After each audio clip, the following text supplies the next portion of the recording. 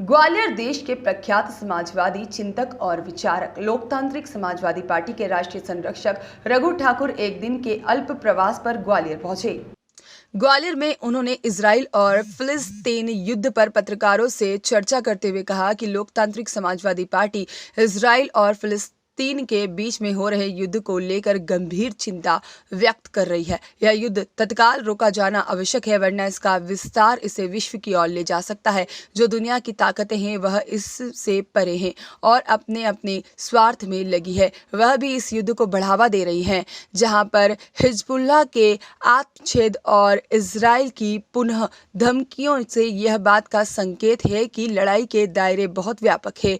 मरता इंसान है, वो हमास का हो या इजराइल का हो, जहां पर हिजबुल्लाह का हो या फिर फिलिस्तीन का हो या अन्य किसी का। लोकतांत्रिक समाजवादी पार्टी संयुक्त राष्ट्र संघ से अपील करती है कि वह तत्काल हस्तक्षेप करे और वहां पर उन्होंने कहा कि जब तक बातचीत नहीं हो जाती तब तक वह इसका अपने नियंत्रण में रख करके कुछ विचार करे। उन्होंने 5 राज्यों के चुनाव पर बोलते हुए कहा कि आज प्रदेश में जो स्थितियां बनी हैं वह बहुत ही चिंताजनक है। उन्होंने कहा है कि आने वाले विधानसभा के 5 राज्यों के चुनाव हैं और इस चुनाव में सरकारें केवल घोषणाएं कर रही हैं। इन घोषणाओं से निस्संदेह जनता को तत्कालिक लाभ तो है। जब सरकारें जिस प्रकार से खजाने से सुविधाएं और पैसे को बटोरती है, निस्संदेह इससे आम मतदाता और इसको लाभ तो है, परंतु इससे लोकतंत्र का चरित्र और स्वरूप बदल रहा है।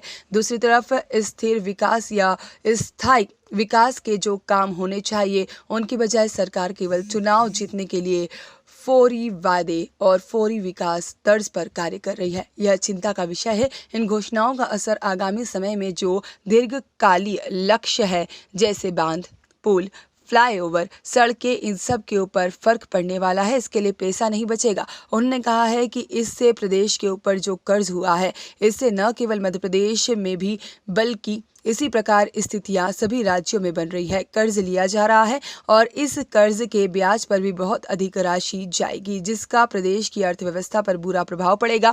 उन्होंने कहा है कि हमारी पार्टी चाहती है कि ऐसी नीतियों का निर्माण हो कि जिससे स्थायी विकास हो और जो विषमताएं हो वह कम हो जाए। और उन्होंने चुनावी मौसम में दल बदलने को लेकर कहा कि चुनाव के पहले जो दल बदल हो रहा है, यानी चुनाव की घोषणा होने के पश्चात लोगों का इस पार्टी से उस पार्टी में और उस पार्टी से इस पार्टी में आना जाना शुरू हो जाता है, इस पर दल बदल कानून लागू होना चाहिए, क्योंकि कानून तो निर्वाचित लोगों पर ही लागू होता है। आखिर यह भी दल बदल ही है और ऐसे लोग जो जीत कर जाते हैं वह दल बदल तो कर लेते हैं, लेकिन उसके कारण दल बदल को फैलाते भी हैं। इस पर भी सोचा जाना जरूरी है। यह जो मौसमी दल बदल है, इस पर भी कुछ प्रतिबंध लगे। उन्होंने कहा कि पार्टियां नैतिक तरीके इख्तियार करें। आज राजनीतिक दलों के अंदर विचार की राजनीति खत्म हो गई है, खासकर जो बड़े दल खड़े हैं उनकी भी खत्म हो गई है। और रघु ठाकुर ने अपील करते हुए कहा है कि हमारी पार्टी की यह राय और नीति रही है कि जो हमारी पार्टी से विधायक बनेंगे वह पेंशन नहीं लेंगे। हम चाहते हैं कि विधायक और सांसदों की पेंशन बंद हो। उन्होंने लोकतांत्रिक समाजवादी पार्टी की ओर से ऐलान करते हुए कहा है कि अपनी पार्टी की तरफ से ऐलान करते हैं, हमारी पार्टी से जो विधायक और सांसद जीतेंगे वह पेंशन नहीं लेंगे। महगांव से राकेश कौरव, कटनी से बिंदेश्वरी पटेल सहित कई सीटों पर पार्टी चुनाव लड़ेगी। श्री ठाकुर ने कहा है कि लोकतांत्रिक समाजवादी पार्टी भिंड जिले के महगांव से राकेश कौरव, कटनी जिले से पार्टी के प्रदेश अध्यक्ष बिंदेश्वरी पटेल और सोनी जी पार्टी करीब 13 से 14 स्थान पर चुनाव लड़ रही है। इस दौरान श्री रघु ठाकुर के साथ में राष्ट्रीय अध्यक्ष शंभू दयाल बघेल, राष्ट्रीय उपाध्यक्ष श्याम सुंदर सिंह यादव, प्रदेश महासचिव जयंत तोमर, प्रदेश प्रवक्ता असगर खान और ग्वालियर चंबल संभाग के अध्यक्ष अजय यादव, ग्वालियर युवा जिला अध्यक्ष रुपेंद्र सिंह राणा, पूर्व जिला अध्यक्ष पूरन सिंह राणा आदि उपस्थित रहे। कांग्रेस पार्टी के जो लीडर हैं राहुल गांधी, वो क्या है कि एक तरफ यानी ओबीसी की बात करते हैं और जो अभी जो विधानसभा में टिकट बांटे गए हैं उसमें उन्होंने ओबीसी को दोनों ही पार्टियों ने बहुत कम मात्रा में टिकट दिए हैं। इस पर अपन देखिए, ये जो पार्टियां हैं, कांग्रेस पार्टी, भारतीय जनता पार्टी, ये पेशेवर की समर्थक पार्टियां नहीं। कांग्रेस पार्टी अपने आरंभिक काल से पिछड़े वर्ग के आरक्षण के लिए रोकती रही। जो हिंदुस्तान का पहला पिछड़ा वर्ग का आयोग बना था उसका नाम था काका कालेलकर कमीशन। काका कालेलकर कमीशन की रिपोर्ट आने के बाद जिसमें 40% आरक्षण की घोषणा के लिए सिफारिश की गई थी, कांग्रेस सरकार थी, कांग्रेस से काका कालेलकर थे, उस रिपोर्ट को खुद प्रधानमंत्री ने बाद में रोक दिया। जब मंडल कमीशन आया तब भी कांग्रेस की भूमिका कोई स्पष्ट नहीं थी, गोल गोल थी और एक पार्टी से समर्थन नहीं किया। भारतीय जनता पार्टी ने तो अब मंडल कमीशन के खिलाफ ही अपनी रथ यात्रा शुरू की थी। तो कांग्रेस है, भाजपा है, ये पार्टियां पिछड़े वर्ग की विरोधी पार्टियां हैं। परंतु हमारे यहाँ पिछड़े वर्ग के जो लोग हैं इनमें एक दलाल और बिकाऊ नेता पैदा हुआ है।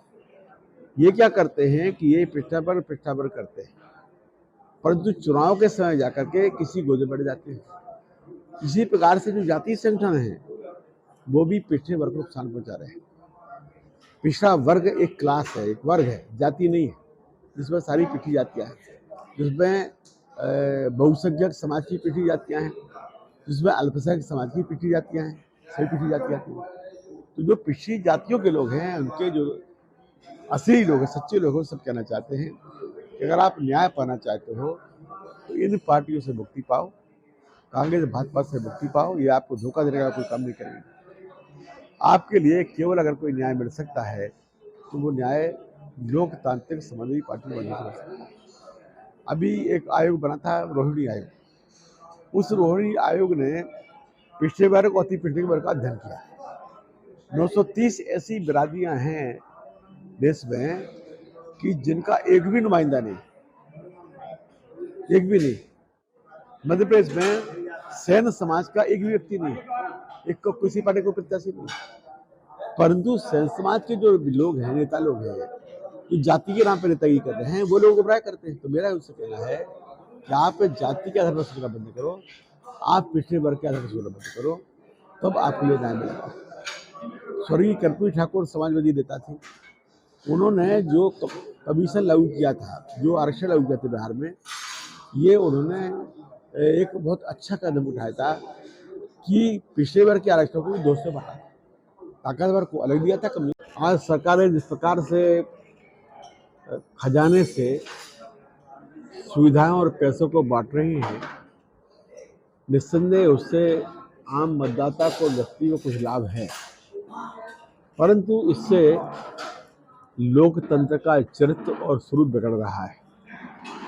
और दूसरी तरफ जो स्थिर विकास या जो स्थायी विकास के काम होना चाहिए, उनके बजाय सरकार केवल चुनाव जीतने के लिए फौरी वायदों और विकास में सिमट रही है। ये एक चिंता का विषय है और इन घोषणाओं का असर आगामी समय में जो दीर्घकालिक लक्ष्य हैं, काम हैं, जैसे बांध हैं, पुल हैं, फ्लाईओवर हैं या इधर की चीजें, इनके ऊपर बहुत पड़ने वाला है। इसके लिए पैसा नहीं बचेगा। तीसरी बात कि प्रदेश के ऊपर जो कर्ज हुआ है, न केवल मध्य प्रदेश में बल्कि सभी राज्यों में जो स्थितियां बन रही हैं, जो कर्ज लिया गया है, इसकी जो ब्याज जो चुकाना है, वो ब्याज के ऊपर भी बहुत राशि जाएगी और इसका भी एक बुरा प्रभाव प्रादेशिक अर्थव्यवस्था पर पड़ेगा। लोकतांत्रिक समाजवादी पार्टी चाहती है कि ऐसी नीतियों का निर्माण हो कि जो स्थायी विकास करें और जो विषमता है वो विषमता कम हो। अभी इस चुनाव में हमारी पार्टी के जो प्रमुख मुद्दे हैं, उनमें से एक मुद्दा यह भी था जिसकी हमने आपसे चर्चा की, तो चल रहा भी पूछ जाते हैं। दूसरा, यह एक और गंभीर समस्या है कि सारे प्रदेश में जो लावारिस जानवर हैं, गायें हैं, इनकी समस्या बहुत गंभीर हो गई और अब शहरों से लेकर गांव तक सर्वत्र व्याप्त हो गई। भाजपा या कांग्रेस के पास किसी पास कोई योजना या कोई हल इसका नहीं है। और गौशालाओं का बनाना ये कोई इसका हल नहीं है, क्योंकि जो गौशालाएं बनी हैं वो गौशालाएं अभी भी भ्रष्टाचार का अड्डा बन गई हैं, जहाँ पर गायें पलती नहीं हैं, गायें मारी जाती हैं। लोकतांत्रिक समाजवादी पार्टी का ये कहना है कि अगर हमारी पार्टी को लोग समर्थन करेंगे, हमारी पार्टी विधानसभा में इस बात को उठाएगी और ये मांग करेगी कि हर किसान को 2 गायें दी जाएं और उसके पालने के लिए महीने का 6,000 रुपया यानी साल का 72,000 रुपया दिया जाए। अगर ये व्यवस्था सरकार करे तो गौशालाओं के चलाने की आवश्यकता नहीं पड़ेगी, कोई गाय नहीं मरेगी, कोई व्यर्थ पैसा नहीं जाएगा और गायें भी सुरक्षित रहेंगी, किसान को भी आमदनी हो जाएगी। आज एक और चिंताजनक बात है कि हमारे यहाँ जो शिक्षण संस्थाएं हैं और शिक्षण संस्थाओं में लोगों के जो राजनीतिक अधिकार हैं उनको खत्म किया जा रहा है। अमूमन सभी शिक्षण संस्थाओं में ये नियम बनाया जा रहा है। आज प्रेस कॉन्फ्रेंस की गई है, किस सिलसिले को लेकर चर्चा की जा रही है? लोकतांत्रिक समाजवादी पार्टी इजराइल और फिलिस्तीन के बीच में हो रहे युद्ध को लेकर गंभीर चिंता व्यक्त कर रही है।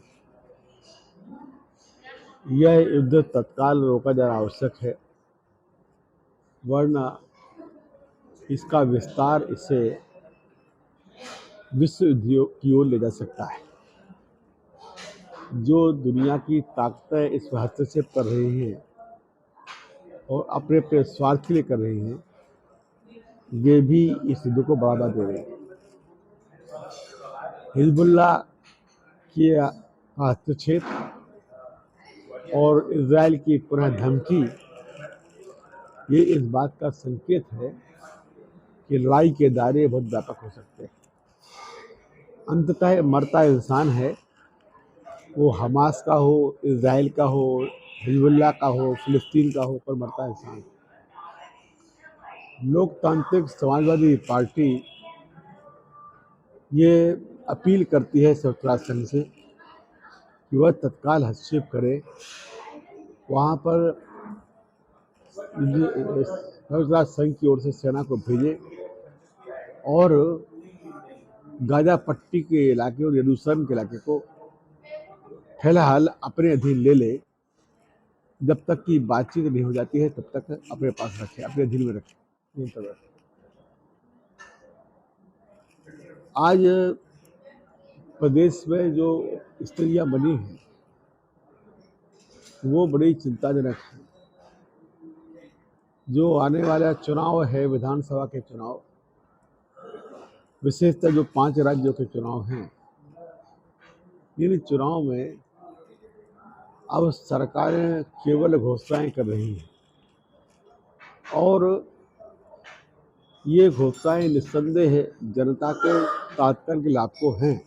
राजकुमार जोशी की रिपोर्ट।